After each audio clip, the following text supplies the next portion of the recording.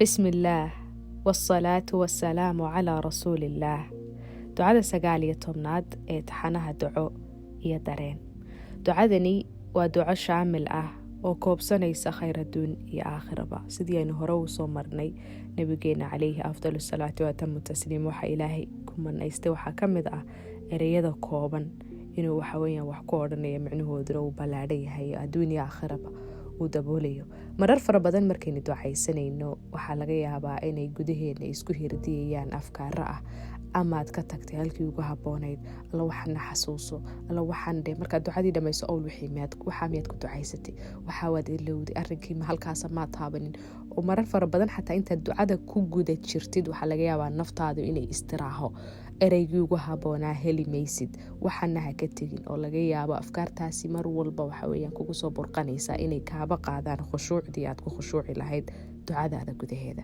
marka ducadani waa ducooyinka kooba khayr adduun iyo mid aakhiraba. nabigeenuna calayhi afdalu salaatu wa tamu tasliim uu si joogtaa ugu ducaysan jiray. nabigu wuxuu ku ducaysan jiray اللهم أصلح لي ديني الذي هو عصمة أمري، وأصلح لي دنياي التي فيها معاشي، وأصلح لي آخرتي التي إليها معادي. ملها قارن فيها معادي باكتمي. واجعل الحياة زيادة لي في كل خير، واجعل الموت راحة لي من كل شر. ومعنى هذه هي اللهم الله يو أصلح لي إلهي يو إيهاجاجي، إلهي يو إيهاجاجي ديني دينتيدا إيهاجاجي. دينتاسو هو عصمة أمري. عصمة waxaa la yidhaahaa waxa uu qofku dabarka ka galo ee mar walba uu u soo noqdo marka wax ku adkaadaan, waxa wax ka ilaaliya ee uu gaboodinka ka dhigto ayaa la yidhahaa cisma. so diintayda ilaahay uu ilaali, diintaasoo ah cismatu amri. waa raasamaalka ugu weyn ee aad haysataa waa diintaada. yacni diintu hadday hagaagto wax kasta oo kale way hagaagayaan. ilaahayow iwaafaji bay ka dhigan tahay in aan ku camal falo kitaabkaaga, raaca sunnada nebigaaga, garta sababaha aad adduunyadan ii keentay iyo maqsadka. wamaa khalaqtu aljinna waalinsa ilaa liyacbuduun. inaan addoonnimo ogolaado oo sida ugu habboon ee aad istaahishood iga mudan tahay aan ku caabudo. aslax li ilaahow diintayda ii hagaaji, diintayda lafdhabarta noloshayda ilaahayow ii hagaaji. raasamaalka ugu weynaan haysto ayay ka dhigan tahay. oo shirkiyaanu soo gelin, oo istisnimayaanay soo gelin, oo sumcad jacayl yaanay soo gelin, oo xoolo yaroo lacag yar yaana ku bedelanin, oo fikir iyo waxa weeyaan shubahaad iyo shakiyaanu iga soo gelin. ilaahow diintaydu yaanay fasahaadin ayay ka dhigan tahay. yacni qofku wuxuu ugu horraysiinayaa waa inay diintiisu hagaagto. diintaadu hadday hagaagto noloshaada oo dhan baa istiqaamad iyo toosnaan helaysa. lifestylekaaga oo dhan baa saxmaya. waxaad noqonaysaa qof aan hami iyo qami ku furnayn laabtiisa, oo aan lonsanayn, oo waxa weeyaan aanay noloshiyo dabeelaheedu aanay sidan bay ka dhiga ayaad noqonaysaa haddii diintaadu hagaagto. marka ilaahay baad cogsanaysaa, waxaad leedahay ilaahow diintayda lafdhabarka noloshayda ah ii hagaaji. ii hagaaji ayay ka dhigan tahay. waxa laaliya wixii shar ah iyo dariiqada diinta lagaga lumo iyo dadka diinta ka lumiya dadka iyo yacni il kasta oo diintayda fasahaadin karta ilaahayo iga fogey oo ii hagaaji ayay ka dhigan tahay. markastoo diintaadu hagaagto oo markastoo noloshaadu ay hagaagto. intaa markuu qofku yidhi diintii waxa weeyaan uu ilaahay subxaana wa tacaala weydiistay hagaageeda, ayaa haddana wuxuu weydiisanayaa wa aslax li ilaahay oo ii hagaaji dunyaaya noloshayda, adduunyadan aan ku noolahay ii hagaaji. adduunyadaasoo allatii fiiha macaashi, gudaheeda aan ku noolahay, makaanu cayshi meesha aan ku noolahay iyo zamanka aan noolahay iyo qaabka aan u noolahay iyo cumrigayga intaan noolahay, ilaahow intaba ii hagaaji. marka hadduu ilaahay isku filaashiyo ku siiyo, salaax iyo toosnaan ku siiyo, waxa weeyaan kugu saacido oo kugu garab galo daacadiisa, oo sida ugu habboona ilaahay loo caabudo uu ku waafajiyo inaad caabudid, uu ilaahay kuu hagaajiyo ubadkaaga, kuu hagaajiyo businesskaaga, kuu hagaajiyo zawjkaaga ama zawjadaada, kuu hagaajiyo caafimaadkaaga iyo jirkaaga, kuu hagaajiyo aqoontaada, kuu hagaajiyo dadla dhaqankaaga iyo bulshada dhaqankaaga. waxa laaliya wax kaa maqani haba yaraatee ma jirto. من عمل صالحا من ذكر أو أنثى وهو مؤمن فلنحيينه حياة طيبة. كينا وناك سميستا لبي يدي قبل يرقو دونها هذا إلهي وحيد وحن نوليني أنه للقرح بطن وناك سنبه نوليني ولنجزينهم أجرهم بأحسن ما كانوا يعملون. مركي آخرتها قانا وحا إلهي كجزيني أكو أبال مريني وحي أي أدوية صوص سميستين انت أقو وناكسن مركاسوك الذي سيفضل جيسن هو زيادنية. مركا واقف الدنيا آخره labada daaroodba liibaanay.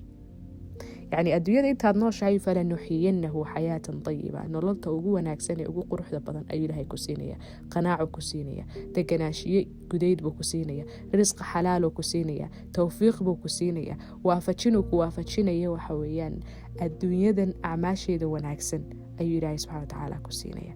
marka adduunyadiina waxba kumaad reebinba, wax alla waxaad ku reebtay physically, waxaad tiri ilaahu jir ahaan iyo maskax ahaan iyo caqli ahaan iyo aqoon ahaan iyo familkayga iyo cid, yani wax kasta oo noloshayda saameyn ku leh ilaahu hagaaji ayay ka dhiganta. intaa markii qofkii kasoo gudbay wuxuu leeyahay wa aslix li ilaahay oo ii hagaaji aakhirati, aakhiradayda, allatii taasoo ilayhaa macaadi ama fiihaa macaadi, aakhiradayda aan u noqonayo ilaahayow ii hagaaji oo ii waafaji camal wanaagsan oo ku raali geliya iyo inaan joogteeyo daacadaada, ii waafaji inaad khaatimo wanaagsan igu oofsato ilaa aan kuu soo noqdo, dabadeedna aan ku guulaysto jannooyinka halka ugu sarreysa. jannooyinka halka ugu sarreysa ilaahayow ilaa aan ku guulaysto i gacan qabo oo waxa weeyaan ii waafaji inaan shaqaysto camal wanaagsan oo aan ku badbaado aakhiradayda, oo aan ku nuursado qabrigayga, oo ay igu fududaato su'aalaha ilaahay subxaana wa tacaala uu usoo dirayo malaa'igtu ay ku weydiinayaan ay igu fududaato. ilaahayow ii waafaji, igu gacan qabo aakhirada iyo howlaha yaala. ilaahayow rabbiyo qof ka soo baxa mas-uuliyadiisii diineed ilaahay iga dhig ayay ka dhiganta. markaas qofku soo gudbaya wuxuu leeyahay waj'al al-hayata ziyadatan li fi kulli khayr. ilaahayow noloshan aan ku noolahay iiga dhig sabab aan ku ziyaadsado khayr oo dhan, oo hadday cibaado tahay iyo hadday daaco tahay. ilaahayow cumrigayga ii barakay, acmaashayda iyo falalkaan samaysanaya ii wanaaji, darajadayda kor u qaad, aakhiradayda hagaaji. nabigu muxuu odhan jiray adduunka maxaa ugu wanaagsan man daala cumruhu waxasuna camalu, qof cumrigiisu dheeraaday oo sharaf iyo karaamo iyo wanaag iyo gobonnimo uu ku dheeraaday oo diintiisana ilaahay u hagaajiyey. يعني waa dadka markay dhintaan ciidda iyo dadka iyo geedkuba ay tabaan, aakhirana wanaag la tagay loogu markhaati kaco. ilaahow saa iga dhig bay ka dhigantay intaan noolahay adduunka cimrigii ii ziyaada, aqoontii ii ziyaada, maalintii maalmahayga ku soo darsantaa, habeenkii iyo gabalkii ii dhacaya waagii ii baryaba qof khayr uun ziyaadsanaya. ilaahayow iga dhig ayay ka dhigantay. waxba ma reebin qofka markaas intaa ku ducaysta. cilmi ku anfacaad weydiisanaysaa ilaahay, camal wanaagsan baad weydiisanaysaa, asxaab wanaagsan baad weydiisanaysaa. adduunyada tallaabadaad qaado habeenkii kuu dhacaba inuu khayr kuugu dhaco, waagii kuu baryaa inuu khayr kuugu baryo ayay ka dhigantay. waj'al al-hayata ziyadatan li fi kulli khayr. markaasaa qofku wuxuu leeyahay haddana waj'al al-mawta raaxatan li min kulli shar. adduunyadan inta la joogo laga bixi maayo hami iyo qami, laga bixi maayo fitan, laga bixi maayo fasahaad, laga bixi maayo xanuuno, laga bixi maayo macaasi, laga bixi maayo, yacni adduunyadan iyadaa dhibteeda wadata. marka qofku wuxuu leeyahay waj'al rabbiyo waxaad ka dhigtaa almawta dhimashada raaxatan li midaan kaga raaxaystoon kaga raysto min kulli shar kasta, min kulli shar kasta. dadku markay dhintaan waa qof laga raaxaysto laga raysto iyo qof loo darsado.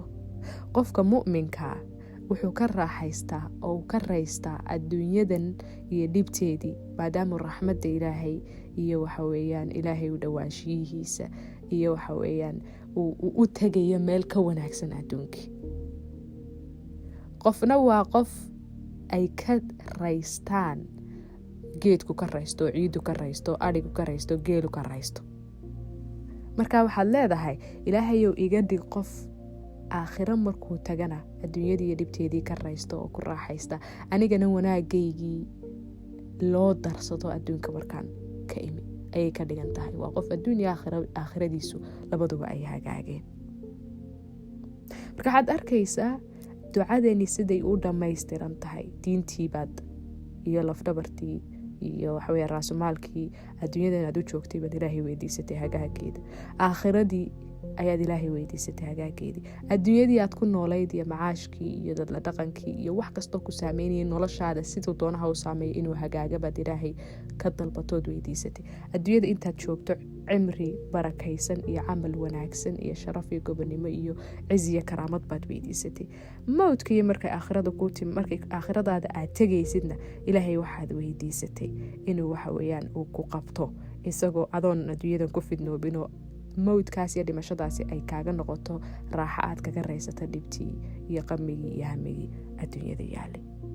marka waxaad arkaysaa ducadaasi in ay kaa kaafiyeysa dhinac kasta oo noloshaada. allaahumma aslix lii diinii alladii huwa cismatu amrii waaslix lii dunyaaya allatii fiiha macaashii waaslix lii aakhiratii allatii إليها معادي واجعل الحياة زيادة لي في كل خير واجعل الموت راحة لي من كل شر.